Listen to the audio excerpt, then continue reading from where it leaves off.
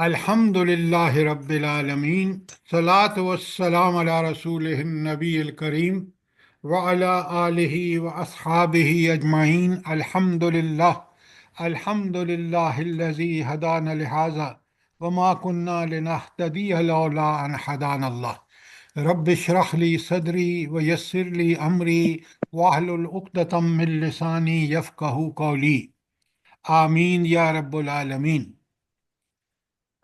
سب سے پہلے تو اللہ تعالیٰ ہمارے سارے نماز، روزے اور ساری عبادتیں، دعائیں قبول فرمائے جو رمضان میں ہم نے اللہ کی دی ہوئی توفیق سے سب کچھ چیزیں ہم نے کی۔ آمین ثم آمین۔ اللہ تعالیٰ ہمیں اس رمضان کے جو ہم نے تربیت حاصل کی ہے، قرآن سے جڑے ہیں، نمازیں، روزے، ہر چیز ہم نے بڑی پابندی سے کی۔ آئندہ 11 مہینے بھی ہمیں اللہ تعالیٰ اس کی توفیق عطا فرمائے کہ ہم اس کا پورا پورا اہتمام کریں۔ آمین ثم آمین رمضان کا مہینہ آمین۔ تربیت کا مہینہ ہے، اور یہ تربیت 11 مہینے کنٹینیو رہنی چاہیے، تاکہ پھر جب رمضان آئے تو پھر ہمیں ایک ریفریشر کورس مل جاتا ہے۔ دوسری بات، قرآن سے بالکل جڑے رہیے۔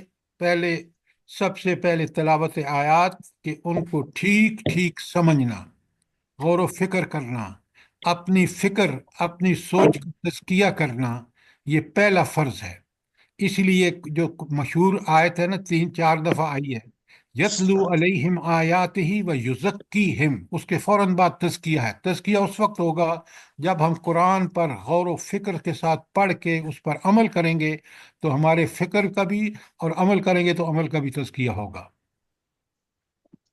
لہذا عمل، قرآن سے تعلق عمل والا، ایمان پہلے اور اس کے بعد فوراً ایمان کا تقاضا عمل۔ عمل میں بھی سب سے پہلے چیز کس کا ذکر کیا ہے قرآن نے؟ جلدی بتائیں۔ علم۔ نماز، نماز۔ نماز سر، نماز کا دیکھیں قرآن نے فوراً جہاں پہ ذکر آیا ہے عمل صالح کا، سب سے پہلے نماز کا ذکر آیا ہے۔ نماز کا ذکر کیوں آیا ہے سب سے پہلے عمل میں؟ جلدی بتائیں۔ دیکھیں یہ باتیں بڑی کلیئر ہونی چاہیے۔ نماز وہ عمل ہے کہ دن میں 5 وقت سوچیں ہم اللہ سے کیا مانگتے ہیں۔ الحمد للہ رب العالمین الرحمن الرحیم مالک یوم الدین، یہ اللہ کے پیارے نام ہیں، اسماء الحسنہ ہیں، جس سے ہم بالکل اللہ تعالیٰ کی ان ساری صفات سے واقف ہو جاتے ہیں جس کا ہم روزمرہ کی زندگی میں فائدے اٹھا رہے ہوتے ہیں۔ اس کا شکر، اس کی تعریفیں، آپ دیکھیں کتنی نعمتیں جو اللہ نے ہمیں عطا فرمائی ہیں۔ اللہ فرماتے ہیں وَإِن تَعُدُّوا نِعْمَتَ اللَّهِ لَا تُحْصُوهَا، تو اس کا اعتراف آپ سورہ فاتحہ کے شروع میں کرتے ہیں۔ مالک یوم الدین، آخرت کے دن کا مالک ہے، سزا اور جزا کے دن کا مالک ہے۔ تو سزا اور جزا کا دن اتنا اہم ہے کہ اس کے یقین کے بغیر ہم عمل ٹھیک نہیں کر سکتے۔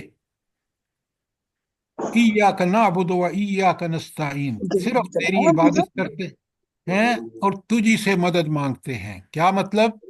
کہ ایسی ہستی جو مدد کر سکتی ہے، جو ذرائع اور اسباب فراہم کر سکتی ہے، وہ اللہ کے علاوہ کوئی نہیں ہے۔ لہٰذا اسی کی عبادت، اور عبادت وسیع مفہوم میں نماز، روزہ، حج، زکوٰۃ ہو، یا کوئی ایسا کام جس کا اللہ نے حکم دیا ہو، رسول اللہ صلی اللہ علیہ وآلہ وسلم نے کر کے دکھایا ہو، اس کا کرنا بھی عبادت ہے۔ لہٰذا مومن جو ہے اس کی زندگی جو ہے وہ سراسر اللہ کی عبادت اور اس سے استعانت، مدد مانگنا۔ اہدنا الصراط المستقیم، سیدھے راستے۔ تو آپ پڑھتے جائیے، سمجھتے جائیے، نماز میں رکوع دیکھیں، سجود دیکھیں، قیام دیکھیں، تسبیحات دیکھیں، سب اللہ کا کرم اور اللہ کے ساتھ تعلق جو دن میں 5 مرتبہ نماز کے ذریعے قائم ہوتا ہے، اگر اس پہ ہم اپنے ذہن کو، اپنے عمل کو فٹ کر لیں تو دنیا کی زندگی بھی کامیاب اور آخرت میں جنت۔ اللہ تعالیٰ مجھے بھی اور آپ کو بھی اس کی توفیق عطا فرمائے۔ تو آمین پتہ ثم چلا آمین۔ آمین ثم کہ آمین۔ ایمان سب سے ضروری چیز ہے، اس کی آبیاری ہوتی ہے جب ہم تلاوت آیات کرتے ہیں۔ اللہ خود فرماتے ہیں وَإِذَا تُلِيَتْ عَلَيْهِمْ آيَاتُهُ زَادَتْهُمْ ایمانا، تو ایمان اس وقت بڑھتا ہے جب ہم تلاوت سوچ سمجھ کے غور و فکر کے ساتھ کریں۔ اب آج ہم نے شروع کرنی ہے سورہ روم، قرآن مجید میں 30ویں نمبر پر ہے، 30th نمبر پر ہے۔ قرآن مجید نے آپ دیکھیں اس وقت نبی کریم صلی اللہ علیہ وآلہ وسلم صحابہ اور صحابیات کی رہنمائی کی، اور وہ دنیا میں پورے عرب کے پورے جزیرۃ العرب میں اسلام غالب آ گیا، اور صرف 23 سالوں میں پھر صحابہ کرام نے، خلفائے راشدین نے اس کو آگے بڑھایا، اور وہ پوری دنیا کا دین بن گیا۔ آج مسلمان اس قرآن کو چھوڑ کر کس قدر ذلت میں ہیں، ذرا سوچیں۔ اللہ تعالیٰ کے رسول صلی اللہ علیہ وآلہ وسلم فرماتے ہیں، اور حضرت عمر راوی ہیں، فرماتے ہیں ان اللہ یرفع بہذا الکتاب اقواما، قوموں کو ترقی اور رفتیں اس قرآن سے ملیں گی جب اس پر پڑھ کے سمجھ کے اس پر عمل کریں گے، تو حکمران ہوں، عوام ہوں، فرد ہو، اجتماعیت ہو، وہ کامیاب۔ اور اگر اس کو چھوڑیں گے، ان اللہ یرفع بہذا الکتاب اقواما ویدع بہ آخرین، اور جو اس کو چھوڑیں گی وہ ذلیل اور رسوا ہوں گی۔ اس کی ذلت، اس کی مثال آج جیتی جاگتی مثال امت مسلمان نام و نہاد آج کی ہے، دیکھ لیں آپ۔ اللہ اکبر، مظالم دیکھیں یہود کے، چند یہود مسلمانوں کے مقابلے میں تعداد میں کوئی ریشو ہی نہیں، لیکن ذلت ہے کہ قرآن کو چھوڑنے کے بعد کیا ذلت ہے ہماری، ذرا نوٹ فرمائیں۔ اب آ جائیے آج کی سورت روم پر۔ سب سے سر پہلے یہ کچھ لوگوں کے مائک کھلے ہوئے ہیں، پلیز ان کو بولیں کہ بند کر دیں۔ ذرا مائک بند کرو بھائی جن کے کھلے ہوئے ہیں۔ اچھا، اب بڑے غور سے سنیے، کتنی سیرت اہم ہے جو ہم نے شروع کر رکھی ہے ہر سنڈے کو۔ اب اگر اس سورت کو آپ نے سمجھنا ہے تو سیرت آپ کو پہلے سمجھ ہونی چاہیے۔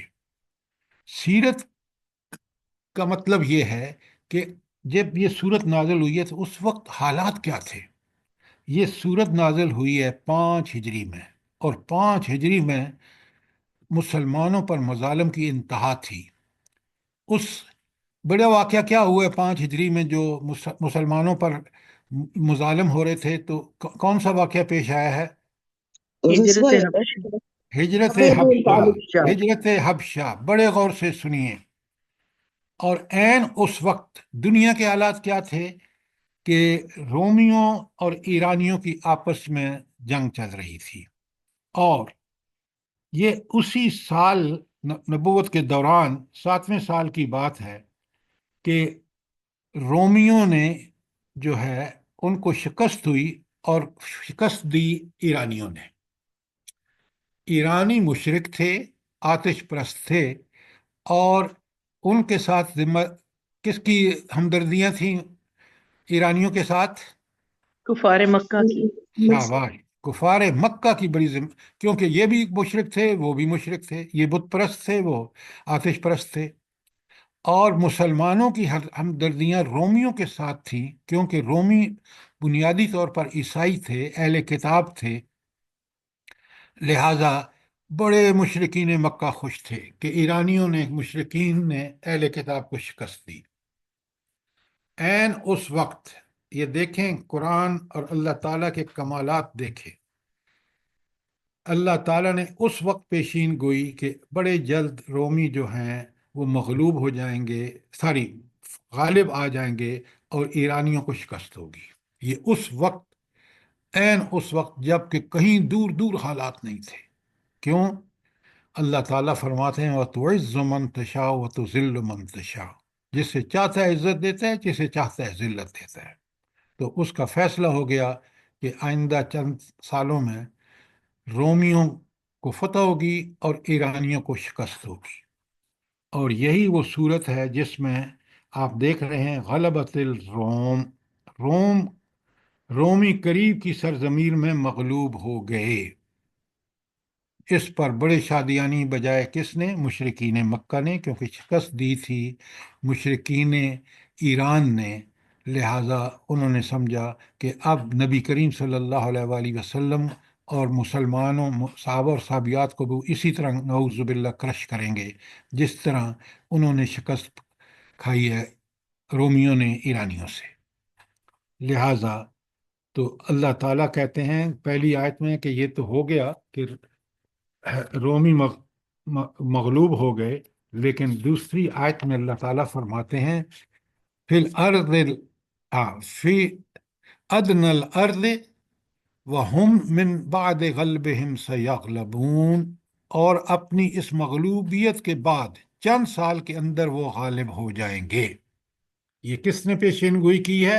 رب العالمین نے، وہ جس کے ہاتھ میں ساری طاقتیں اور قدرتیں ہیں، فتح اور شکست وہی اس کا اللہ تعالیٰ ہی دیتا ہے، لیکن اللہ تعالیٰ کے کچھ اصول اور قاعدے اور ضابطے ہیں، تو اس کے مطابق اللہ نے فرمایا کہ اب یہ جو رومی مغلوب ہوئے ہیں آئندہ چند سالوں میں یہ غالب آ جائیں گے۔ اور پھر آپ دیکھیں کہ کس طرح اللہ رب العالمین نے رومیوں کو غالب فرمایا۔ آپ ذرا اچھی طرح نوٹ فرما لیں، اگر چاہیں تو لکھ لیں، فارس جو تھا نا، یا پرشین امپائر جس کو کہتے ہیں، وہ ایران اور عراق کے مشتمل تھی، اور یہ لوگ جو حکمران تھے یہ آتش پرست ایرانی تھے۔ یہ ہو گئی آپ کی فارس کی سلطنت۔ دوسری جو رومی سلطنت تھی یہ حضرت عیسیٰ علیہ السلام کے ماننے والے تھے، یہ فلسطین، شام، ترکی وغیرہ میں تھی، اور اس کا دارالسلطنت کیا تھا؟ جلدی بتائیں، رومی سلطنت کا قسطنطنیہ، یہ ترکی میں واقع ہے۔ یہ اس وقت کے حالات ہیں جب نبی کریم صلی اللہ علیہ وسلم کی بعثت ہوئی ہے، ذرا نوٹ فرمائیں۔ اچھا، کوئی سوال رومی اور ایرانی سلطنت کے بارے میں؟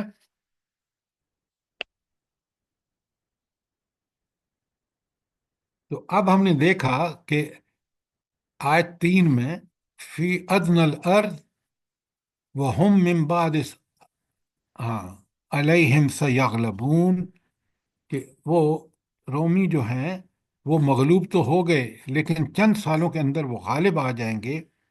اور پھر ہم نے دیکھا کہ اہل فارس کے ہاتھوں رومی مغلوب ہوئے تو مشرکین مکہ پھولے نہ سمائے کہ دیکھیں یہ مشرکین نے ان کو مارا ہے اہل کتاب کو، ہم بھی نعوذ باللہ نعوذ باللہ اسی طرح نبی کریم صلی اللہ علیہ وسلم صحابہ اور صحابیات پر غالب آئیں گے۔ تو اب مسلمانوں کی ہمدردیاں اہل کتاب کے ساتھ تھیں، کیوں؟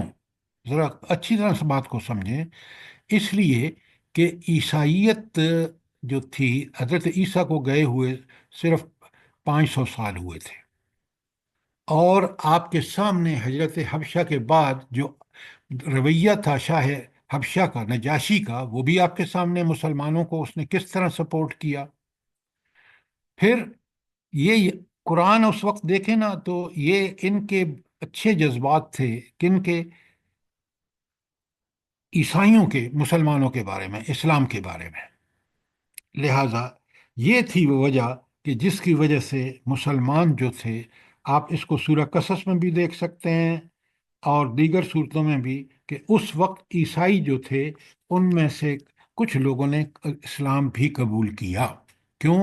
حضرت عیسیٰ اور حضرت موسیٰ کی پیشینگوئیاں موجود تھیں، تورات اور انجیل میں اس بات کے تذکرے موجود تھے کہ ایک نبی آئے گا۔ اچھا، اب آ جائیں آیت نمبر 3 تک، کوئی سوال؟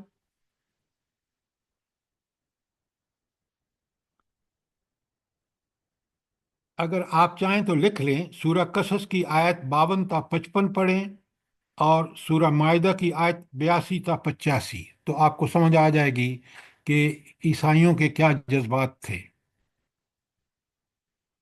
اب آ جائیں آیت نمبر، سر جی پلیز دوبارہ ریپیٹ کریں قصص کی۔ ہاں، قصص کی آیات 52 تا 55، 4 آیات، اور سورہ مائدہ کی آیات 82 تا 85۔ جزاک اللہ۔ جی، اب آیت نمبر 4 پڑھتے ہیں۔ بڑے غور سے دیکھیے، بڑی اس میں ہمارے لیے، آپ دیکھیں گے آگے چل کر کہ کس قدر مسلمانوں کے لیے ہدایات ہیں۔ فی بضع سنین للہ الامر من قبل و من بعد، اللہ ہی کا اختیار ہے پہلے بھی اور بعد میں بھی۔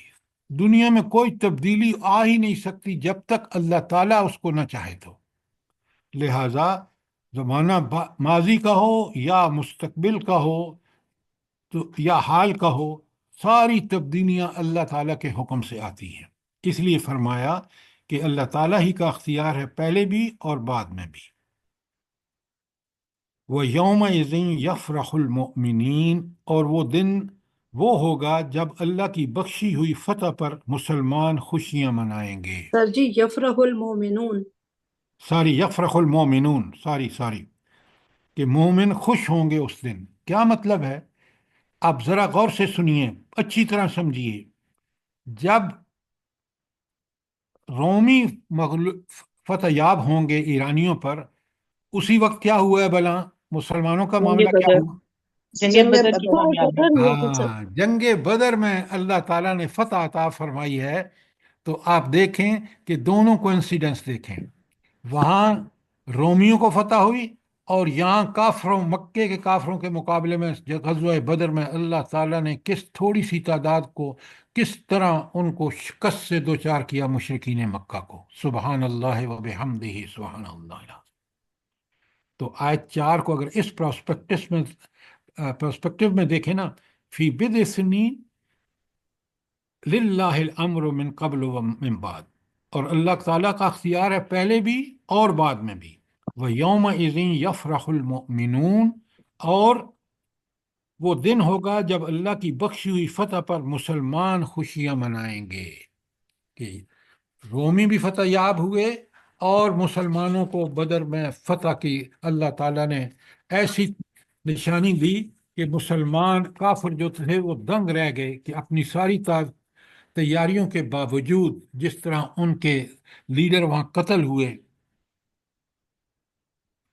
تو یہ اللہ تعالیٰ نے ایک کا فیصلہ جو تھا، تو یہاں ایک بڑی پیاری بات صاحب تفہیم نے لکھی ہے کہ ابن عباس، ابو سعید خضری، سفیان ثوری وغیرہ حضرات کا بیان ہے کہ ایرانیوں پر رومیوں کی فتح اور جنگ بدر مشرکین پر مسلمانوں کی فتح کا زمانہ ایک ہی ساتھ تھا، اس لیے مسلمانوں کو دوہری خوشی حاصل ہوئی۔ یہی بات ایران اور روم کی تاریخوں سے بھی ثابت ہے۔ 624 عیسوی میں ہی وہ سال ہے جس میں جنگ بدر ہوئی، اور یہی وہ سال ہے جس میں کیسر روم نے زرتشت کا مولد تباہ کیا اور ایران کے سب سے بڑے آتش کدے کو مسمار کر دیا۔ دیکھیں 4 آیات میں اس زمانے کی وہ بہت بڑی تاریخی جنگ جو ہے اس کا فیصلہ اللہ تعالی نے بتا دیا۔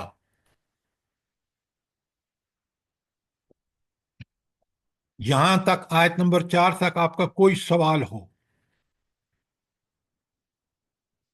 اب آ جائیے آیت نمبر 5 پر، بڑے غور سے دیکھیے۔ قوموں کے ساتھ اللہ تعالیٰ کا معاملہ کیا ہوتا ہے، بڑے غور سے دیکھیں۔ بے نصر اللہ ینصر من یشاء، اللہ تعالیٰ نصرت عطا فرماتا ہے جسے چاہتا ہے، لیکن چاہتے ہیں اس اللہ کی چاہت کے کچھ اصول ہیں، ان اصولوں کی بنیاد پر مدد کرتا ہے، یہ یاد رکھیں۔ ایسا نہیں ہے کہ اندھا دھند اللہ کی مدد نہیں۔ اللہ کون ہے؟ اللہ الحکیم بھی ہے۔ جہاں وہ العزیز غالب ہے نا، طاقت اور قدرت غلبہ اس کا ہے، وہاں وہ حکیم بھی ہے۔ اور العزیز الحکیم اکٹھا بہت اکثر جگہ قرآن میں دیکھیں گے سر کہ جی رحیم ہے، عزیز الرحیم۔ پہلے کریم کی وہ اس کی الحکیم کی بات کریں، رحیم بھی آیا ہے، لیکن الحکیم کا مطلب یہ ہوتا ہے کہ اللہ کا جو فیصلے ہیں وہ عین حکمت پر مبنی ہے، وہ الٹ ٹپ نہیں ہے۔ تو اللہ کی مدد بھی جو ہے وہ اس کی حکمت کا تقاضا ہوتی ہے، اور وہ کوئی ایسا اللہ کا فیصلہ بالکل عین حکمت، عین علم کے مطابق ہوتا ہے۔ اس آیت میں الرحیم ہے، العزیز الرحیم ہے۔ اب میری بات پہلے سنے تو صحیح نا آپ، میں نے ابھی وہ پڑھی نہیں ہے۔ اچھا، تو العزیز الرحیم کا مطلب کیا ہے؟ کہ غلبہ وہی دیتا ہے اور رحمت کا مستحق وہ ہوتا ہے جو اپنے آپ کو اس کا مستحق ثابت کرتا ہے۔ نبی کریم صلی اللہ علیہ وآلہ وسلم، صحابہ اور صحابیات، ہر وہ عمل، ہر قربانیاں دے رہے تھے اللہ کی رحمت کا مستحق ہونے کے لیے، تو اللہ نے ان کو غلبہ دیا اور مشرکین مکہ کو شکست ہوئی۔ تو یہ ہے العزیز اور الرحیم کا مطلب یہاں پر۔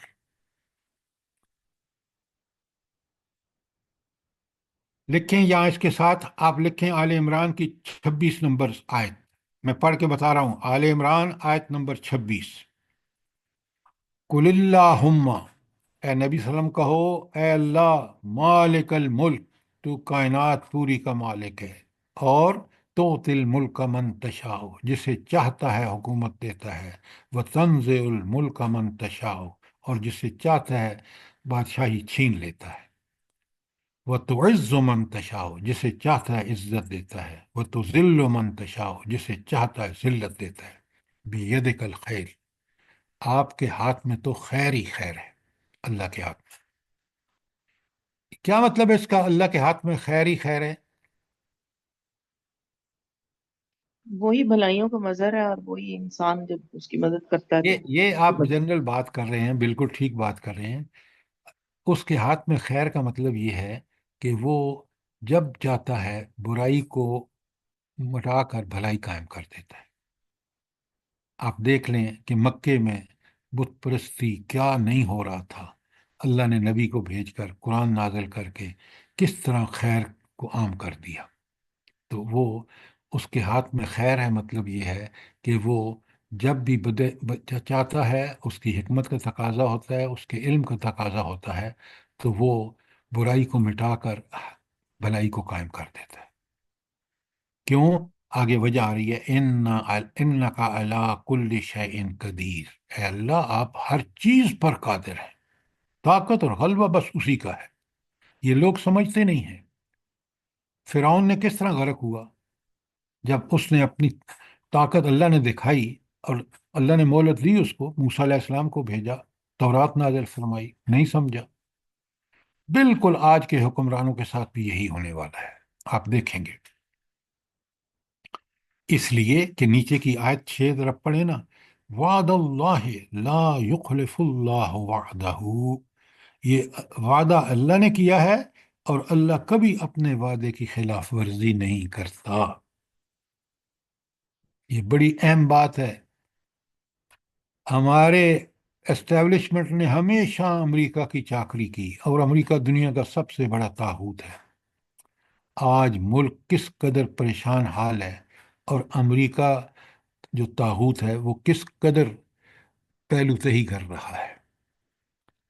ملک دو ٹکڑے ہوگا، امریکہ نے کچھ نہیں کیا۔ آج کچھ کرے گا؟ بالکل نہیں۔ کیوں؟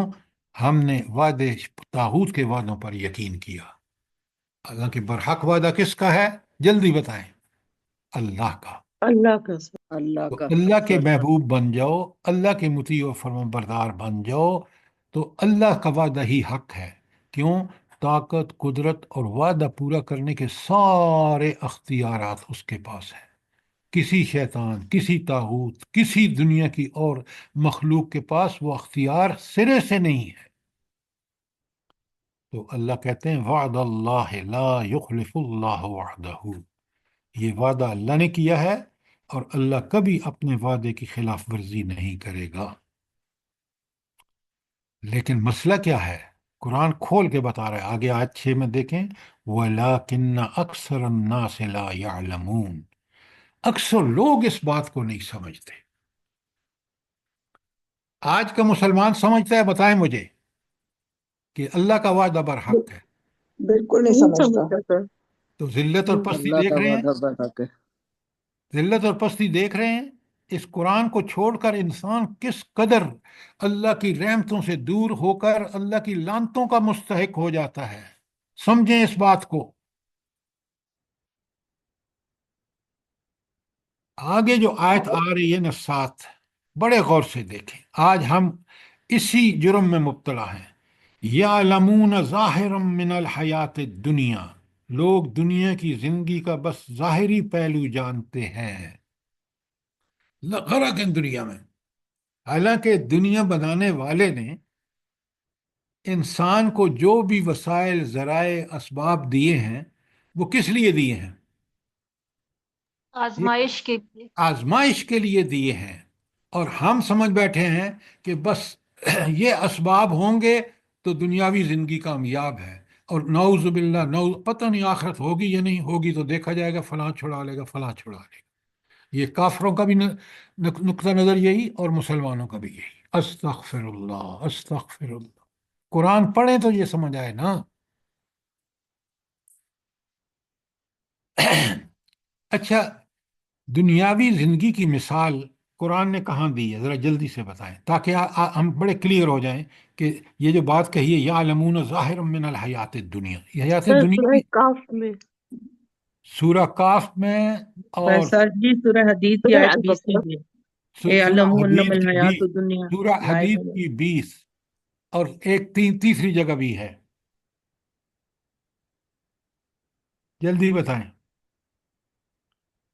آپ لکھ لیں تاکہ یہ چیزیں آپ کے پاس لکھی ہوئی موجود ہوں، کہ آخرت کی جو دنیاوی زندگی کی حقیقت جو بیان ہوئی ہے وہ سورہ الحدید کی 20 لکھیں، سورہ الکہف کی 45 اور 46،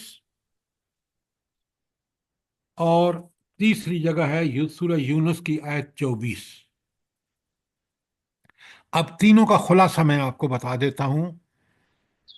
دنیاوی زندگی کی مثال جو قرآن نے ان 3 جگہوں پہ بیان کی ہے نا، وہ سر یہ ہے۔ حدید کی کون سی تھی؟ حدید 20 کی 20، 20، اور الکہف 45، 46، سورہ یونس 24۔ اب بڑے غور سے سنیے، قرآن کھول کے ان تینوں جگہ بتاتا ہے کہ دیکھو انسانوں، دنیاوی زندگی کی مثال ایک پودے کی سی ہے۔ وہ پودا جو زمین سے نکلتا ہے کتنا کمزور ہوتا ہے۔ انسان کو دیکھ لیں، جب پیدا ہوتا ہے بچہ کتنا کمزور ہوتا ہے، پھر وہ اللہ کرم کرتا ہے اور زمین کو پھر پانی ملتا ہے، بارش برستی ہے، وہ بڑھتا ہے، وہ جوں جوں بڑھتا ہے وہ بچپن ہوتا ہے، اور پھر آہستہ آہستہ اور تنا مضبوط ہوتا ہے، وہ اس کا لڑکپن ہوتا ہے، پھر وہ لہلہا اٹھتا ہے، وہ اس کی جوانی ہوتی ہے، پھر وہ زرد پڑنا شروع ہو جاتا ہے۔ یہ سب چیزیں آپ دیکھ سکتے ہیں، خزاں اور بہار میں سب چیزیں آپ کو نظر آتی ہیں، روزمرہ کا مشاہدہ ہے، کوئی سائنس کی ضرورت نہیں، کسی انجینئرنگ کی، کسی فلسفے کی ضرورت نہیں ہے۔ یہ تینوں چیزیں انسان، بہت ارلی بچپن، لڑکپن، جوانی، بڑھاپا اور موت، یہ ہے مثال پودے کی جو انسان کی دنیاوی زندگی کی مثال دی ہے اللہ نے، کتنی زبردست ہے۔ اور اگر اس کو اللہ تعالیٰ نے، آپ دیکھیں کس طرح انسان کو اللہ فرماتے ہیں لَقَدْ خَلَقْنَا الْإِنسَانَ فِي أَحْسَنِ تَقْوِيمٍ، یہ آیت نمبر 5 ہے، سورہ کس کی؟ جلدی بتائیں۔ سورہ 3 سے۔ سورہ 3 کی۔ یہ آپ کو پتہ، یہ شاباش، بالکل سورہ 3 کی 5، کہ انسان کو بہترین انداز میں پیدا کیا۔ سوچیں کیا مطلب ہے بہترین؟ جسم، ہاتھ پاؤں ایسی جگہ پہ جو مناسب ترین جگہ ہے، اس کے علاوہ کوئی جگہ ہو نہیں سکتی مناسب ان کے لیے، آنکھ ہوں، کان ہوں، ناک ہوں، بات ہوں، پاؤں ہوں، وغیرہ وغیرہ۔ اس کے بعد انسان کو عقل دی، سمجھ دی، بوجھ دی، اسباب دیے، ذرائع دیے، وسائل دیے۔ کیوں دیے انسان کو؟ کیوں دیے؟ اپنا نائب بنایا آزمائش کے لیے۔ اپنا لِنَبْلُوَكُمْ نائب أَيُّكُمْ، بنایا، نائب بنایا، آپ اللہ کے نائب ہیں، اس کو سمجھیں۔ نائب وہ ہوتا ہے جس کو ذرائع اور وسائل بھی دے دیے جاتے ہیں پورے کے پورے، اور اس کو اسائنمنٹ بھی دے دیا جاتا ہے کہ تم نے کرنا کیا ہے۔ اگر وہ کرے ٹھیک ٹھیک کرے تو انعام، اور نہ کرے تو سزا۔ انعام جنت آخرت میں، دنیا میں دنیاوی زندگی بہترین، اور اگر برا کام کرے، اس کے مطابق کام نہ کرے، وسائل غلط استعمال کرے، دنیا میں ذلیل و رسوا جیسے آج مسلمان ہو رہا ہے، اور آخرت میں جہنم۔ یہ ہے نٹ شل میں اس کا خلاصہ۔ تو اللہ تعالیٰ فرماتے ہیں یعلمون ظاہرا من الحیات الدنیا، اس کے معنی میں ایک سمندر ہے کہ یہ لوگ بس ظاہری زندگی کو پہ ریچھے ہوئے ہیں۔ ان کو اگر کوئی سمجھتے ہیں کہ ہر چیز کا علاج جو ہے وہ ہمارے دنیا کے اسباب و مال اور دولت ہیں، حالانکہ بالکل نہیں ہے۔ کسی فرعون نے کو بچایا ہو ان دنیا کے اسباب، اقتدار، مال اور دولت نے؟ آپ کے سامنے کس قسم پرسی میں لوگ مرتے ہیں جب اللہ تعالیٰ کی طرف سے وقت پورا ہو جاتا ہے۔ آگے کی بات اللہ نے بڑی کمال کی کہی ہے۔ یہ سورہ آیتوں کو ایک ایک کو پڑھیں نا، غور سے سمجھیں، کتنا بڑا ہدایت کا سامان ہے۔ اللہ فرماتے ہیں وَهُمْ عَنِ الْآخِرَةِ هُمْ غَافِلُونَ، اور یہ وہی لوگ ہیں جو خود آخرت سے غافل ہیں۔ تو دنیا کس لیے بنائی ہے اللہ نے؟ آخرت کمانے آزمائش کے لیے آخرت کمانے کے لیے۔ آزمائشیں ساری آخرت کمانے کے لیے ہیں، اس بات کو اچھی طرح نوٹ کیجئے۔ اور اگر انسان نے آخرت یہاں نہیں کمائی، اللہ کے احکامات کی پابندی نہیں کی، عبادت نہ کی اللہ تعالیٰ کی، احکامات نہ مانے جس طرح نبی کریم صلی اللہ علیہ وآلہ وسلم نے کر کے دکھائے ہیں، دنیا میں بھی خسارہ اور آخرت میں جہنم۔ نوٹ کیجئے۔ تو وَهُمْ عَنِ الْآخِرَةِ هُمْ غَافِلُونَ، دو دفعہ ہم آنے کا مطلب یہ ہے کہ یہ وہی لوگ ہیں جو دنیا پر روچھے ہوئے ہیں، دنیا کی زندگی کو سب کچھ سمجھ لیا ہے، یہی وہی لوگ ہیں جو آخرت میں سے غافل ہیں۔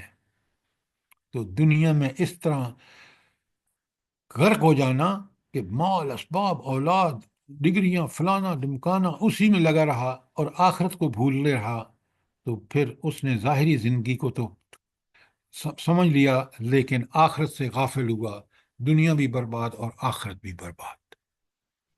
کوئی سر سوال؟ کتنی زبردست ہیں یہ آیات، ذرا نوٹ فرمائیں۔ بے شک سر جی، انسان اتنا بے بس ہے، جب کوئی واقعہ پیش آتا ہے تو انسان کو پتہ لگتا ہے کہ میں کتنا بے بس ہوں۔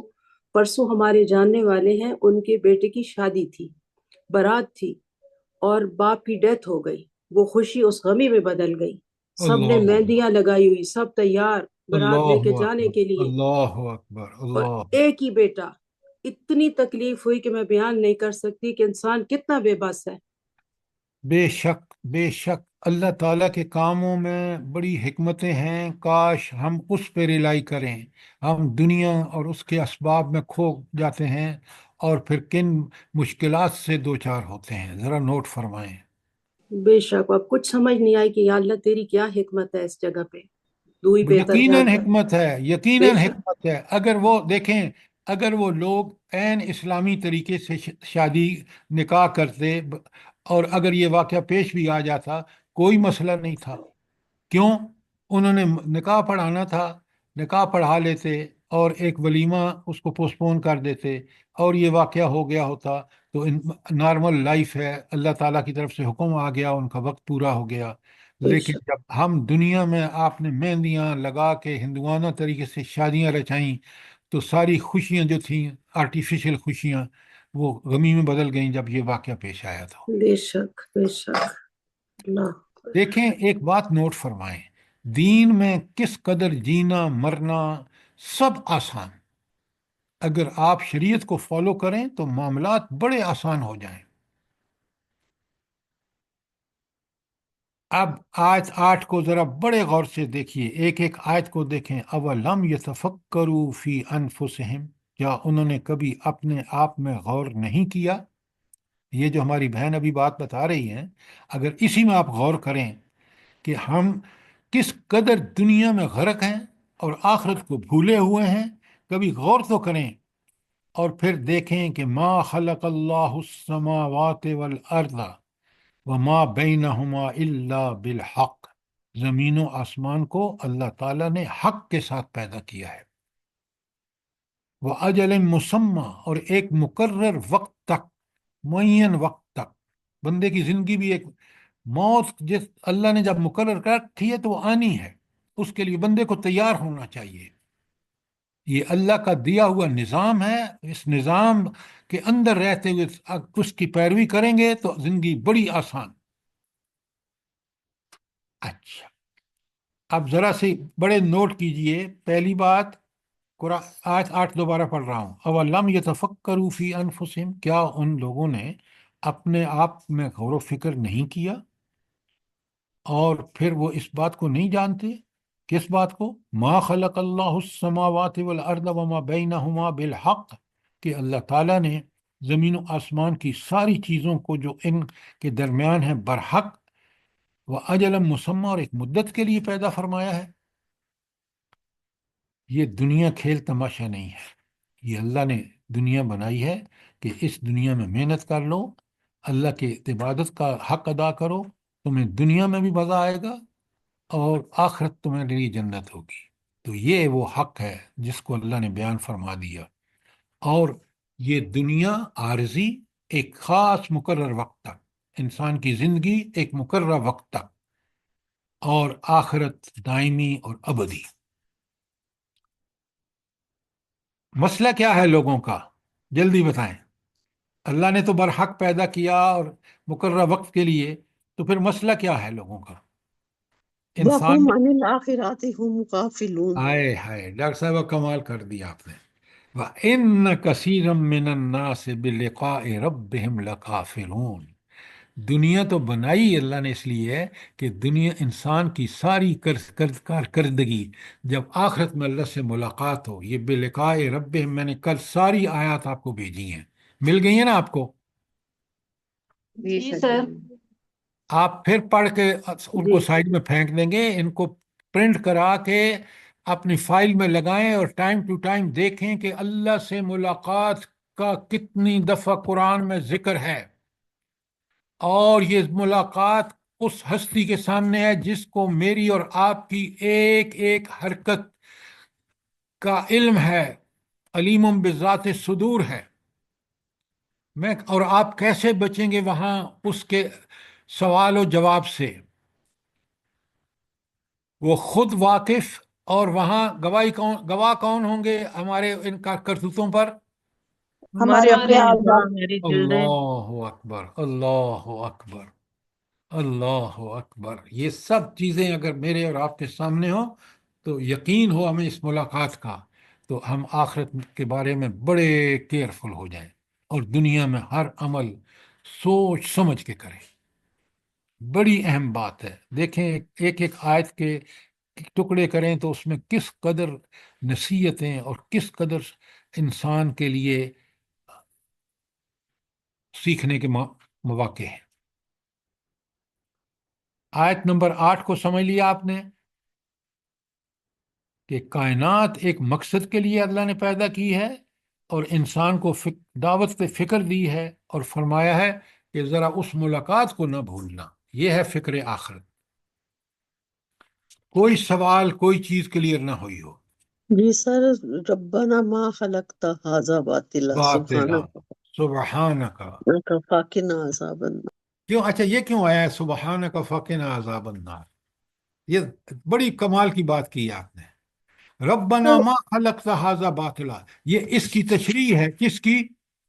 ما خلق اللہ السماوات والارض وما بینہما الا بالحق،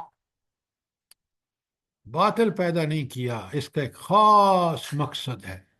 اور سبحانہ کا، اللہ تیرا علم، تیری حکمتیں، تیرے کارنامے بغیر کسی مقصد کے ہو ہی نہیں سکتے۔ تو بے عیب ہے، ہر کام کرنے میں خاص مقصد ہے، تو بے عیب ہے سبحانہ کا۔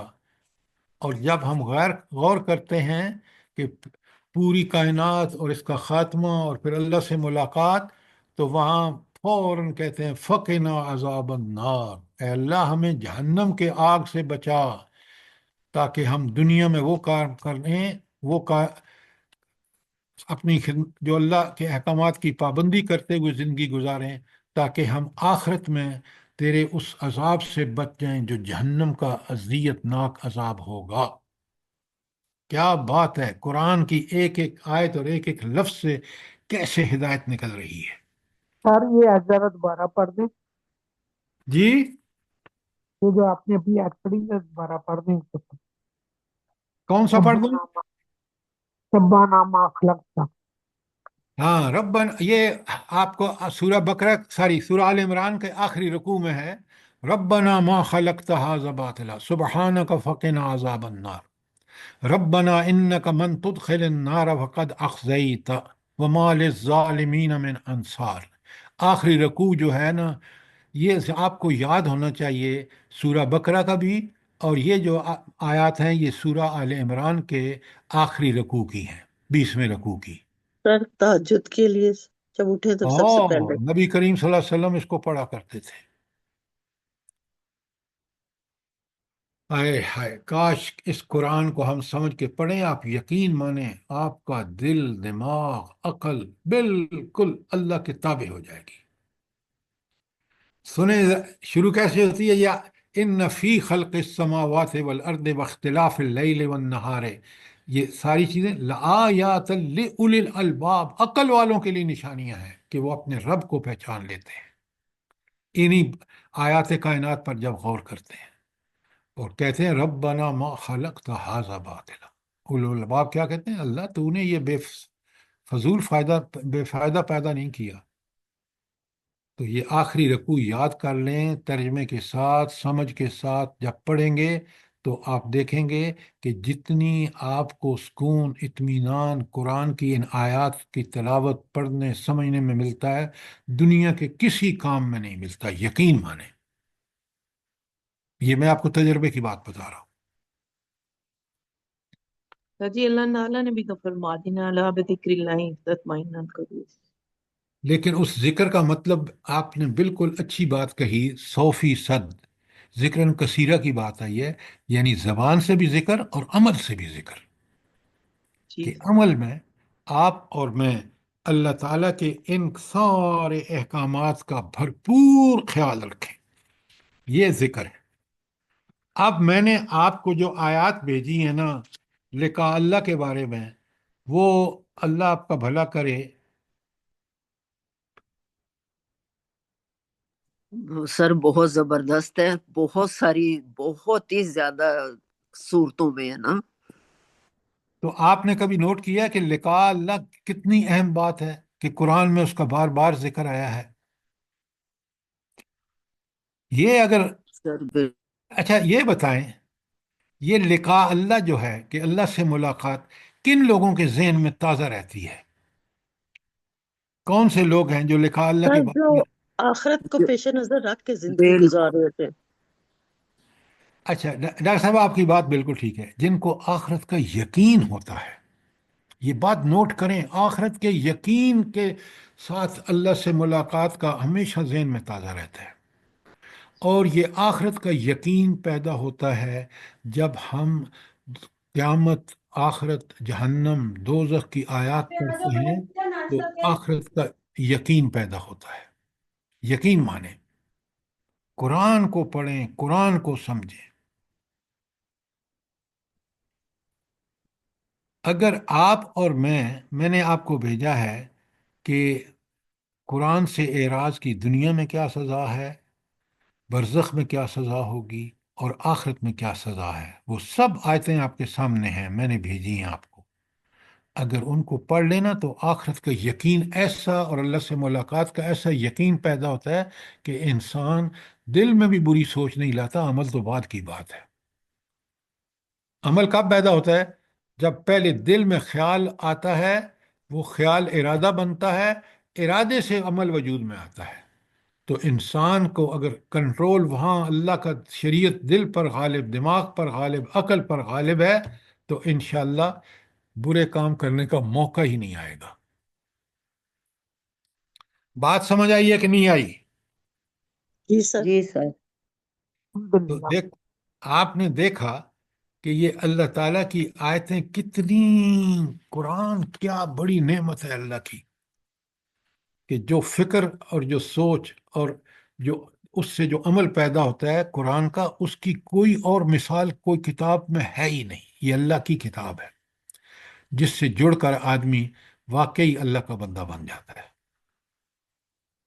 جی جی سر، سر قبر میں بھی جب سوالوں کے جواب ٹھیک دے لے گا تو پھر پوچھا جائے گا نا کیسے تمہیں معلوم ہوا، تو بندہ کہے گا قرآن پڑھتا تھا میں۔ ہو پہلی جو بندہ جب قبر میں دفن کرتے ہیں نا بندے کو، ڈاکٹر صاحب آپ نے بڑی زبردست بات کی، سب سے پہلے اس سے 3 سوال ہوتے ہیں۔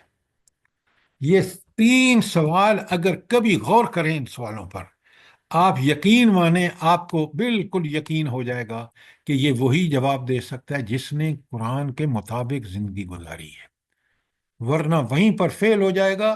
جب فیل ہوگا تو اسی وقت کھڑکی جہنم کی طرف سے کھل جائے گی اور برزخ کا عذاب شروع ہو جائے گا۔ اور اگر اللہ معاف کرے سر۔ 3 سوالوں کے جواب ٹھیک دے دیے، اللہ اکبر، اور پھر اس نے بتایا کہ میں نے تو قرآن پڑھا ہے، اور قرآن کس طرح، جس پر عمل کرنے کے بعد، اس کی پر عمل کرنے کے بعد، اس کے ایمان لانے کے بعد انسان دھڑلے سے جواب دے گا۔ سر جی تین ایک سو سوال ہے۔ جی ہاں، جی سوال سر جی بتائیں۔ سوال، جی سر جی وہ جو حدیث ہے اس کا مفہوم کہ قرآن جو ایک خوبصورت نوجوان کی شکل میں آ کر اس کے ساتھ وہاں قبر میں موجود ہوگا اور وہ فرشتوں کو خود جواب دے گا، کیا یہ درست ہے؟ دیکھیے، قرآن سے پہلے بندے نے جواب دینا ہے۔ سوال جب بندے سے ہو رہے ہیں، قرآن سے نہیں ہو رہے۔ قرآن میں جواب موجود ہے، لیکن وہ عمل جس نے اس پہ عمل کیا وہ جواب دے گا۔ ٹھیک ہے، جی جزاک سر اللہ۔ بالکل ایسے ہی ہے قرآن نا جیسے۔ سنیں، قرآن کے بارے میں صحیح حدیث ہے کہ قرآن شفاعت کرے گا، لیکن جس نے کس کی شفاعت کرے گا؟ جس نے قرآن پڑھ کے سمجھ کے اس کے مطابق عمل کیا گیا ہے۔ القرآن و حجت الق، یا تو تیرے حق میں قرآن حجت ہے، او علیہ کا، یا تیرے خلاف حجت ہے۔ اگر تو عمل قرآن کے مطابق کرے گا تو قرآن تیرے لیے قیامت کے دن حجت ہوگا، دلیل ہوگا کامیابی کی، جنت کے حصول کی۔ اور اگر تو نے دنیا میں قرآن کو نگلیکٹ کیا، قرآن سے بالکل اس کے مخالف چلا، تو تیرے خلاف یہ حجت ہوگی کہ تجھے جہنم میں پھینکا جائے۔ یہ ہے اصل حدیث۔ جی سر بالکل ایسے ہی ہے جیسے کہ جس اسٹوڈنٹ نے نصاب اچھے طریقے سے پڑھا ہوگا اسے ایگزام میں کوئی مشکل نہیں ہوتی۔ بے شک بے شک، ڈاکٹر صاحب آپ نے بالکل ٹھیک کہا کہ جس طالب علم نے پورا سلیبس پوری طرح سمجھ کے کانسیپٹس کلیئر ہیں، آپ کو تو آپ یہ چیزیں نہیں نوٹ کرتے۔ میں جب لڑکے پرچہ دے کے نکلتے ہیں نا، میٹرک کے یا انٹر کے یا کوئی بھی یونیورسٹی کے، تو بڑا مزہ آتا ہے۔ آپ ان سے گروپ میں جا رہے ہوتے ہیں، تو آپ ان سے پوچھیں نا پرچہ کیسے ہوا، تو بالکل ڈاکٹر صاحب آپ نے ٹھیک کہا، جو لوگ کانسیپٹس کلیئر کر کے پڑھ کے سمجھ کے جاتے ہیں وہ کہتے ہیں پرچہ بڑا آسان تھا۔ اور جو قرآن اس کتاب کو، سلیبس کو ٹھیک نہیں پڑھا ہوتا کہ او ہو جی بڑا آؤٹ آف سلیبس تھا، فلانا تھا، ڈھمکانا تھا۔ تو بات یہ ہے کہ جس نے قرآن، دنیا میں بڑا خوش قسمت انسان ہے وہ، جس کو قرآن رہنما ہے، وہ دنیا کا خوش قسمت ترین انسان ہے، وہ اللہ کا پسندیدہ انسان ہے۔ وہ برزخ میں مزے اڑائے گا، آخرت میں بھی اور دنیا میں بھی۔ اگر وہ قوم ہے تو وہ قوم بھی بالکل جس طرح نبی کریم صلی اللہ علیہ وسلم اور صحابہ اور خلفائے راشدین کا دور تھا، وہ دور ہوگا۔ آج کا دور جس ذلت اور پستی میں مسلمان قرآن کو چھوڑ کے آپ دیکھ رہے ہیں۔ سر بعض اوقات دل میں خیال آتا ہے جیسے ابھی کہ تقریباً 2 ارب مسلمان ہیں دنیا میں، تو ان میں سے چند خوش نصیب ہم لوگ ہیں جو قرآن پاک کو اتنے اچھے طریقے سے پڑھے ہیں پوری دنیا میں سے۔ الحمدللہ، اس کا اللہ کا شکر ادا کریں کہ اس نے ہمیں یہ توفیق بخشی ہے، یہ اسی کا جی کرم سر ہے، بالکل، ہمارا اللہ کوئی کا شکر۔ کمال نہیں ہے۔ اچھا، یہ تھی سورت 8 آیتیں جو اب میں نامی آیت پڑھ رہا ہوں۔ بڑے دیکھیں ایک ایک آیت کے اندر کس قدر ہماری لیے ہدایت کا سامان ہے۔ اللہ فرماتے ہیں، اب تاریخ سے اللہ سب دلیل دیتے ہیں، اور انسان کو وہ اس کو ریفیوٹ کر ہی نہیں سکتا۔ اولم یسیروا فی الارض، کیا انہوں نے زمین میں چل پھر کر نہیں دیکھا؟ فینظروا، تو پھر وہ دیکھیں، کیف کان عاقبۃ الذین من قبلہم، ان سے پہلے لوگوں کا کیا حال ہوا، کیا انجام ہوا۔ اور وہ کون تھے؟ کانوا اشد منہم قوتم، وہ قوت میں بھی ان سے بڑھ کر تھے، وہ آثار الارض، اور زمین کو آباد کرنے میں بھی ان کا کوئی جواب نہیں تھا، وہ امروہا، اور اس زمین کو خوب ادھیڑا، اکثر مما امروہا، ان کی اکثریت نے زمین کو اس طرح زرخیز بنایا جس طرح کوئی بنا نہیں سکتا۔ اور پھر اس کے بعد یعنی دنیا کے وسائل تو یہ تھے۔ تیسری بات، وجاءتہم رسلہم بالبینات، اور انبیاء ان کے پاس دلیلیں لے کے آئے، واضح دلیلیں۔ ابو بکر، اس کو حضرت عمر، حضرت موسیٰ کو دیکھ لیجئے، حضرت عیسیٰ کو دیکھ لیجئے، حضرت صالح کو دیکھ لیجئے، معجزے لے کے آئے، شریعتیں لے کے آئے۔ فما کان اللہ لیظلمہم، اللہ تو ان پر کوئی ظلم نہیں کرتا، ولیکن کانوا انفسہم یظلمون، انہوں نے خود اپنے ساتھ ظلم کیا۔ کیا مطلب ہے؟ اللہ نے ان کو طاقتیں دیں، قوتیں دیں، زمینیں دیں، اس کے اسباب دیے، لیکن انہوں اور پھر انبیاء بھیجے، لیکن تاریخ گواہ ہے کہ انہوں نے اللہ کے ان نشانیوں سے کوئی فائدہ نہیں اٹھایا، بلکہ انہوں نے ظلم یہ کیا کہ اللہ نے تو دیے تھے یہ سارے اسباب، ذرائع وسائل کے، وہ اللہ کو پہچانے اور اس کا شکر ادا کرتے ہوئے ان کو اس کے حکم کے مطابق استعمال کریں تاکہ دنیا رش کے جنت بن جائے۔ انہوں نے اس کے خلاف کیا، لہذا انہوں نے ظلم کیا، اور پھر ان کا انجام بھی دیکھ لو۔ کتنی بڑی بات ہے، آپ دیکھ لیں، قرآن صاف کھول کے بیان کرتا ہے کہ دیکھو یہود و نصارہ کو کس ذلت سے دنیا میں اللہ نے فیصلہ فرما لیا، کبھی وہ آپ دیکھ لیں جتنا مرضی ظلم کر لیں، دنیا میں اللہ ان کو کبھی اقتدار نہیں دے گا۔ بالآخر اللہ کا فیصلہ آئے گا اور وہ ذلیل و رسوا ہوں گے انشاءاللہ۔ انشاءاللہ۔ اور اللہ نے تو ہمیں قرآن دے کر، نبی کریم صلی اللہ علیہ وسلم کو بھیج کر، ذرائع اور وسائل دے کر، آپ اس ملک کو دیکھیں کیا وسائل ہیں اس کے پاس، لیکن کس قدر قسم پرسی کا عالم ہے۔ اسی بجلی جس کو انہوں نے پہلے مہنگا کیا، آپ سستا کر کے قوم کو بتا رہے ہیں کہ بڑا احسان کر رہے ہیں، نعوذ باللہ من ذالک۔ یہ ہے ہمارا حال، اور یہ ہے ہماری صورتحال جس میں آج ہم قرآن کو چھوڑ کر مبتلا ہے۔ اللہ تعالیٰ آیت نمبر 10 میں فرماتے ہیں، ثم کان عاقبۃ الذین اساءوا السوء، آخر کار جن لوگوں نے برائیاں کی تھیں ان کا انجام بہت برا ہوا۔ تاریخ دیکھ لیں، فرعون کو مصر میں دیکھ لیں، اس کی قوم کو دیکھ لیں، قوم عاد کو دیکھ لیں، قوم لوط کو دیکھ لیں، قوم سمود کو دیکھ لیں، وغیرہ وغیرہ۔ ان کذبوا بآیات اللہ، ان لوگوں نے اللہ کی آیات کو جھٹلایا، اللہ کی نشانیوں کو جھٹلایا، وَكَانُوا بِهَا يَسْتَهْزِئُونَ، اور ان کا مذاق اڑاتے تھے۔ یعنی یہ تھا جرم ان کا، اور اس جرم میں اللہ تعالیٰ نے ان کو پکڑ کے دنیا میں بھی عذاب دیا، اور آخرت میں بھی ان کا انجام بہت برا ہوگا۔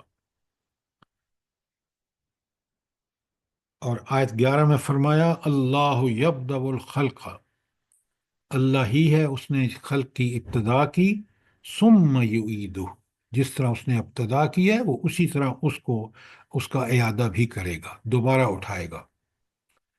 یہ دوبارہ کب انسان اٹھیں گے بلا؟ کس سور پر؟ سور نمبر کیا ہوگا؟ دوسرے نمبر سور پر۔ ثانی۔ دوسرے سور پر۔ پہلے سور پر ساری کائنات میں مخلوق ختم ہو جائے گی سوائے اللہ تعالیٰ کے، اور دوسرا جب سور فرشتے تیار کھڑے ہیں، ان کو حکم ہوگا پھونکیں گے، تو وہ اس کے بعد سب لوگ زندہ ہو کے اعادہ ہو جائے گا، اور پھر ثم الیہ ترجعون، پھر تم اسی اللہ کے پاس پلٹائے جاؤ گے، وہاں تمہاری ملاقات ہو، لقاء اللہ وہاں ہوگی، اور پھر تمہاری ساری زندگی کا کتھا چٹھا تمہارے سامنے رکھ دیا جائے گا۔ اور جب تمہارے سامنے رکھ دیا جائے گا تو وہاں پتہ چلے گا کہ آیت 12 میں فرمایا وہ یوم تقوم الساعہ، اور جب یہ گھڑی برپا ہوگی قیامت کی، یبلس المجرمون، تو یہ جو مجرم ہیں، مجرم کون ہے؟ جنہوں نے اللہ کے رسولوں اور اللہ کی کتابوں کا انکار کیا، یبلس المجرمون، یہ بڑے سخت مایوس اور نامراد ہو جائیں گے۔ تو یہ منکروں کا یہ حال ہوگا کہ وہ انتہائی مایوس اور وہ ہو جائیں گے۔ کیوں؟ ان کو سامنے نظر آ جائے گا کہ اللہ تعالیٰ نے اب ان کے جو برے کرتوت تھے اس کا اب وقت آ گیا ہے کہ ان کو سزا ملے۔ سر اور جی وہاں کیسے یہ آیت انسان کو لرزا دیتی ہے کہ اللہ اپنی نعمتیں بتا کے پھر اللہ آمین، ہمیں کہتا ہے کہ یبدأ الخلق ثم یعیدہ اللہ ثم اکبر، الیہ اللہ، ترجعون۔ بالکل آپ نے ٹھیک کہا، بالکل آپ نے ٹھیک کہا کہ رب کس طرح وارننگ دے رہا ہے، تنبیہات ہمیں دے رہا ہے کہ لوگوں ہوش میں آؤ، ان تنبیہات سے فائدہ اٹھاؤ۔ اس قرآن کو اللہ نے کتنا بڑا احسان کیا کہ اس قرآن کو محفوظ بھی کر دیا۔ جیسا آپ نبی کریم صلی اللہ علیہ وسلم کی سیرت کو دیکھ لیں، کس طرح محفوظ کیا، کس طرح قرآن کو محفوظ فرمایا، کہ آج بھی اسی طرح اور قیامت تک کے لیے یہ وہ کتاب ہے جو میری اور آپ کے لیے اور آنے والی نسلوں کے لیے یہ گائیڈنس ہے، بے رہنما۔ شک بے شک۔ سر یہ پیچھے جو آیت کا حصہ تھا ثم یعیدہ، تو یہ تیسرے سور کے بعد پیشی کے لیے جائے گا نا؟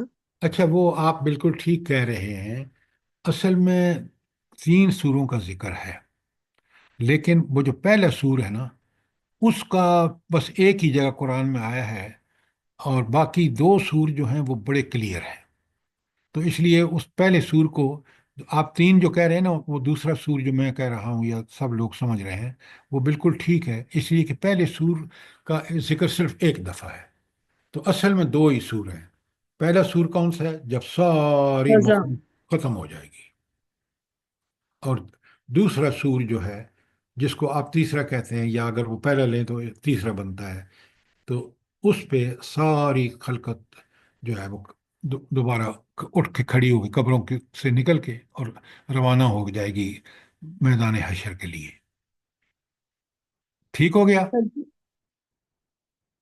سر جی آپ نے جو لکھوائے تھے، ایک فضا ہے اور ایک سائق ہے اور ایک قیام رب العالمین۔ یہ وہ جو وہ ہے نا فضا، اس کا ذکر ایک ہی دفعہ آیا ہے، ٹھیک ہے؟ تو اس جی فضا کو لیں تو 3 بنتے ہیں، اور فضا کو اگر چھوڑ دیں کہ ہر چیز ڈر جائے گی، تو جو ایک دفعہ آیا ہے، تو اکثر مفسرین نے ان 2 ہی سوروں کا ذکر کیا ہے۔ بات سمجھ آ گئی کہ نہیں آئی؟ لیکن آپ کو جی تیسرا سر۔ بتانا ہے کیونکہ قرآن نے بتایا ہے کہ فضا ساری خلقت ڈر جائے گی۔ آج ہم نے آج 13 تک، نہیں 12 تک کیا ہے۔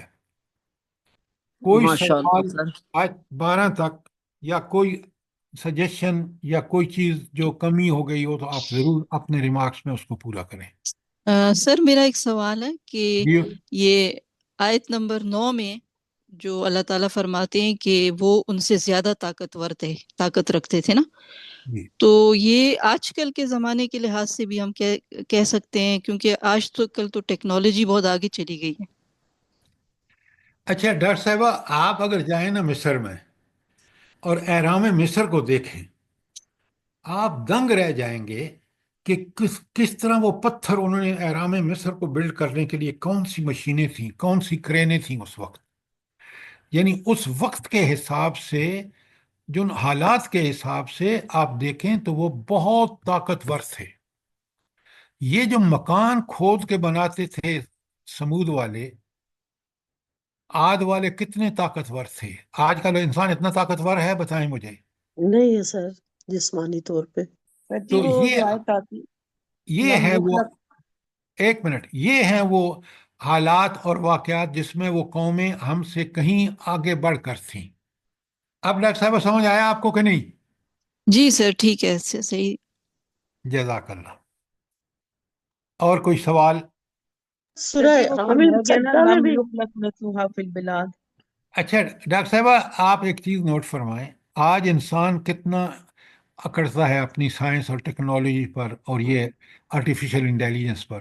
مجھے یہ لگتا ہے کہ یہ سب سے بڑے ہتھیار ہوں گے اس کے لیے، دجال دجال کے کے لیے. لیے. جال کے لیے. بالکل. اللہ تعالیٰ ہمیں معاف رکھے، اور اللہ تعالیٰ ہمیں وہ ایمان، قرآن سے جڑے رہیں، قرآن کے مطابق ہمارا ایمان اور عمل ہو تاکہ ہم اس فتنے سے بچ جائیں. آمین ثم آمین. سر یہ اے آئی نے تو سر بالکل لوگوں کے روزگار کے اوپر جو ہے نا ایک وہ بنایا ہوا ہے، سب پریشان ہیں کہ کہا جا رہا ہے کہ بہت جلد جو ہے اے آئی جو ہے وہ سب کو ریپلیس کر دے گا. تو یہ تو ایک دجال کا ہی پھر وہ ہو گیا نا، ہتھیار ہے سر. ڈاکٹر صاحبہ یہ بالکل آپ ٹھیک کہہ رہے ہیں کہ یہ ٹولز جو ہے وہ الٹیمیٹلی دجال کے ہاتھ میں لگیں گے. دجال کے آنے تک یہ سب چیزیں بالکل اس فارم میں آ جائیں گی کہ ذرائع اور وسائل اس کے ہاتھ میں، اور جو لوگ اللہ پر یقین نہیں رکھتے ہوں گے، اللہ کی آزمائش ہوگی، اور وہ اسی طرح جو ہے وہ کفر کا ارتکاب کریں گے مسلمان. اللہ تعالی ہمیں اس سے محفوظ رکھے. اچھا سر، میں نے یہ پوچھنا تھا کہ جو یہ اس میں ایک بہت بڑی پریڈکشن ہے نا، یہ جو شروع کی آیات میں، یہ تو بالکل مطلب بہت ہی امیزنگ ایک آپ کہہ سکتے ہیں کہ اس وقت کے دور میں، اور پھر وہ صحیح بھی ثابت ہو گئی. تو اس کے بعد تو بہت لوگوں نے اسلام قبول کر لیا ہوگا نا سر؟ اصل میں دیکھیں، اسلام قبول ہوا ہے، قبولیت جب فتح مکہ ہوا. پتہ ہے کیوں؟ لوگوں کا اس وقت سارے عرب قبائل کی بھائی یہ تھی کہ دو فورسز تو ہو گئیں، ایک فورس کفار مکہ کی ہے اور دوسری نبی کریم صلی اللہ علیہ وسلم کی ہے. لیکن ان کا کرائٹیریا یہ تھا کہ یہ جس کا مکے پہ قبضہ ہو جائے گا نا وہ فاتح سمجھا جائے گا. تو نبی کریم صلی اللہ علیہ وسلم نے جب مکہ فتح کر لیا تو قبائل دیکھیں، لائن لگ گئی قبائل کی، مدینہ میں آ رہے ہیں، اسلام قبول کر رہے ہیں. تو ہر زمانے کا ایک مت ہوتی ہے. آج کی مت جو ہے نا وہ ہے انسان کو جس فضائل، اللہ پر یقین نہیں ہے، اس کو اسباب، وسائل اور یہ اے آئی اور فلانی اور مکانوں پر زیادہ اعتماد ہوتا جا رہا ہے. حالانکہ آج بھی کنٹرول اللہ کا ویسا ہی ہے. یہ سب آزمائشیں ہیں. انسان ان آزمائشوں میں کیونکہ ذرائع اور اسباب کا غلام بنتا جا رہا ہے، اللہ کو بھولتا جا رہا ہے، تو اللہ تعالیٰ بھی اس کو کہتا ہے تو کر لینا جو کچھ کرنا ہے، بالآخر حکم تو میرا ہی آنا ہے. تو میرے پاس ہی ہے واپس. نہیں، سر حکم جی میرا ہی. آج بھی جی. تو سر جی یہ آج بھی اللہ کے وعدے وہی ہیں، وہ ان کو کوئی بدل نہیں سکتا. لا یخلف اللہ المیعاد. یعنی اللہ نے جو وعدے کر رکھے ہیں وہ آج بھی ہم ان پر پورا اتریں گے. ان مقاصد جو ہماری زندگی کے ہیں، جو اللہ کی طرف سے ہمیں دیے گئے، ان کو پورا کریں گے. تو آج بھی اللہ کے وعدے وہیں پر قائم ہیں. اللہ اسی طرح ہمیں بے اسی طرح شک نوازے گا. طاقت اور قدرت اس کے پاس ہے، یہی تو امتحان ہے انسان کا. سر سورہ الحشر یہ وَلَا جو تَكُونُوا كَالَّذِينَ نَسُوا اللَّهَ وَأَنسَاهُمْ أَنفُسَهُمْ. تسہم اولئک هم الفاسقون. اور پھر اللہ کہتے ہیں لا ان اللہ لا یہد القوم الفاسقین، ان کو ہدایت بھی نہیں ملتی اللہ کی طرف سے جب وہ فسق جان بوجھ سر کر. یہ جو اے آئی ہے، یہ اے آئی جو ہے یہ کوئی ترقی تو نہیں ہے، یہ تو بالکل ایک ایسا مخمصہ اور وسوسہ ہے کہ سچ کو جھوٹ اور جھوٹ کو سچ بنا دیتی ہے. یہ آپ کہہ سمجھ رہے نہیں ہیں، آتی. یہ آپ کہہ رہے ہیں، آج کے انسان سے پوچھے نا، وہ کہتا ہے میں تو سارے مسائل اس سے حل کر لوں گا. نعوذ باللہ. استغفر سر اللہ، سر استغفر یہ اللہ. سر جی یہ تو شارٹ کٹ ہوا نا، مطلب ایک طرح سے بچے تو بالکل ہی محنت پہلے ہی نہیں کرتے تھے، اب تو بالکل ہی چھوڑ دی ہے. بالکل صحیح ہے سر. سر یہ میں کچھ آیات کے بارے میں پوچھنا چاہ رہی ہوں. یہ جیسے آیت نمبر 3 ہے، بعد غلبہم سیغلبون، تو پھر جی اس کے ساتھ جو آیت نمبر 4 کا جو حصہ ہے فی بضع سنین، یہ اس کے ساتھ آئے گا نا سر ترجمے میں؟ جی جی بالکل، ترجمے میں یہ 3 اور 4 کنیکٹڈ ہیں. بالکل ٹھیک کہا جی، آپ اور نے. اسی طرح چوتھی میں اور 5ویں میں یفرح المؤمنون بنصر اللہ، یہ آئے گا نا سر؟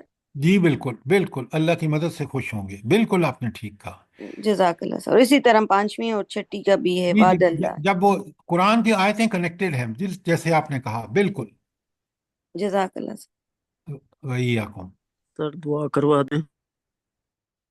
اللہ تعالیٰ سر سب ایک سے نمبر پہلے لکھوانا تھا. اس وقت مجاہدین فلسطین بہت بڑا. انتہائی قسم پرسی کی حالت میں ہیں. اگر آپ میڈیا پہ دیکھیں جو خبریں آ رہی ہیں بہت خوفناک ہیں. آپ سب ہر دعا میں ہر نماز کے بعد ان کی اللہ سے دعا کریں کہ پروردگار ہم تو بے بس ہیں، لیکن یہ حکمران جس طرح بغیرتی کا م- ارتکاب کر رہے ہیں، اللہ ہمیں معاف فرما اور ان غیب سے مدد فرما ان مجاہدین افغانستان، مجاہدین فلسطین آمین کی. آمین ثم اے آمین. اللہ، اے اللہ، اپنی خاص رحمت سے ان کافروں کو ذلیل و رسوا کر دے. آمین ان ثم یہودیوں کو اللہ تباہ و برباد کر دے. تو ہی کر سکتا ہے. آمین. اے اللہ، اے اللہ، ہماری دعائیں قبول فرما لے اور ان کو آمین. اللہ ان کو فتح سے دوچار کر. ہماری مائیں بہنیں جس اذیتوں سے گزر رہی ہیں، اے اللہ واسطہ ہے آپ کو اپنی رحمتوں کا کہ آپ ان پہ رحمت نازل فرمائیں. آمین ثم آمین اے آمین اللہ، اے اللہ ان کافروں کو ذلیل و رسوا کر دے ان کے ظلم کی وجہ سے. آمین. تو ہی کر سکتا ہے. اے اللہ جو بیمار ہیں ان کو شفائے کاملہ اور عاجلہ عطا فرما. اے آمین اللہ بے ثم ہدایتوں کو ہدایت عطا فرما. آمین. ربنا تقبل منا انك انت السميع العليم وتب علينا انك انت التواب الرحیم. آمین ثم آمین. آمین ہم ثم جو اولاد آمین کو بھی تمام دنیا کے مسلمانوں کو اللہ پاک ہدایت کے راستے پہ چلنے کی توفیق دے، آمین. قرآن اور سنت سے جوڑے رکھے، اور ہم لوگوں کے اولادوں کو بھی اللہ پاک ہم لوگوں کو معاف کر دے. ہم لوگوں سے جو بھی کمیاں کوتاہیاں ہوتی رہتی ہیں ان کو اللہ پاک قبول کر لے. ہم لوگوں کی دعاؤں کو، ہم لوگوں سر کے یہ ایک سجدوں نمبر کو. لکھوانا ہے. جی آمین نمبر لکھوانا ہے. آ، وہ ایڈ کرنا ہے. ہاں جی ہاں جی. ہاں لکھوائیں، آج لکھو ذرا نمبر. جی لکھوائیں. صفیہ افضل صفیہ افضل 0335 035 80 80 77 77 327. 327. لکھ جی لیا. شکریہ. جی شکریہ جزاک اللہ. جزاک اللہ. اس کو ایڈ کر لیں. ہاں جی. اللہ آپ کو بہت جزائے خیر دے. ربنا تقبل منا انك انت السمیع العلیم وتب علینا انك انت التواب الرحیم.